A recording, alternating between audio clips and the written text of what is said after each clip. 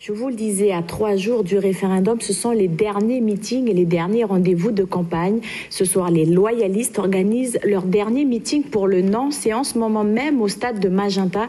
Nous retrouvons Nicolas Mesdorf ce soir en direct du stade. Nicolas, bonsoir.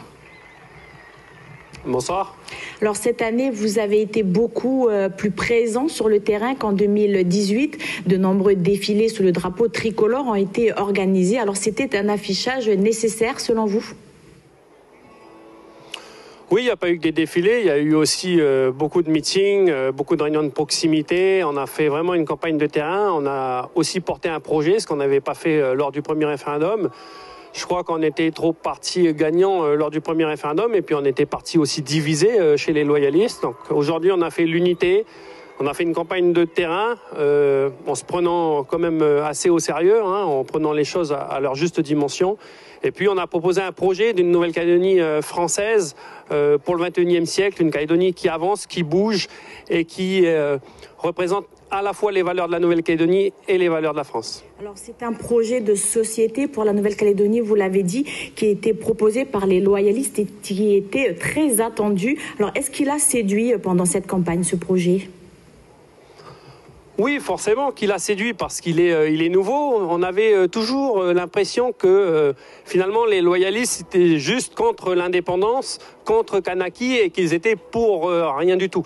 Et en fait, en faisant ce projet, on a démontré que nous aussi, on croyait beaucoup en la Nouvelle-Calédonie, on croyait au peuple calédonien, on croyait en son avenir, et que pour que la Nouvelle-Calédonie puisse se développer de la meilleure des manières, notre lien avec la France était nécessaire et utile.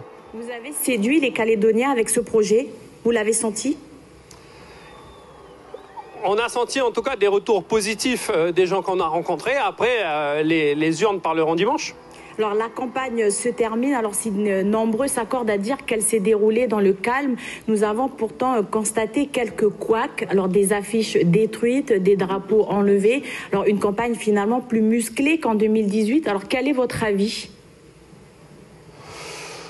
Moi, je crois que quand même, on a fait preuve de maturité parce que, vous savez, c'est un référendum qui oppose les Calédoniens pour la deuxième fois d'affilée. C'est quand même pas une petite question, savoir si on devient indépendant ou pas. C'est lié aussi à une question identitaire derrière, malheureusement, parce que c'est l'histoire qui veut ça. Et qu'on se retrouve juste avec des drapeaux enlevés d'un côté et de l'autre, franchement, on s'en sort bien. Alors Sonia Baquès, présidente de la province Sud, a annoncé vouloir se remettre autour de la table avec les indépendantistes. Est-ce que c'est votre choix également? Ah bien sûr. Dans notre pays, on n'avance que lorsqu'on discute ensemble. Voilà. On ne trouvera pas de solution à ne pas discuter, à ne pas échanger. Il faut se dire les choses clairement. Et il faut peut-être fermer la porte et comme on dit chez nous, crier un bon coup. Mais il faut toujours continuer à se parler. Il ne faut jamais rompre les fils du dialogue parce que c'est là que naît l'incompréhension. Et je crois qu'il sera plus que nécessaire au lendemain de ce deuxième référendum de discuter et de voir comment on peut sortir la Nouvelle-Calédonie de cette impasse référendaire parce que finalement les référendums ne régleront rien. C'est par la discussion et les accords qu'on trouvera une solution.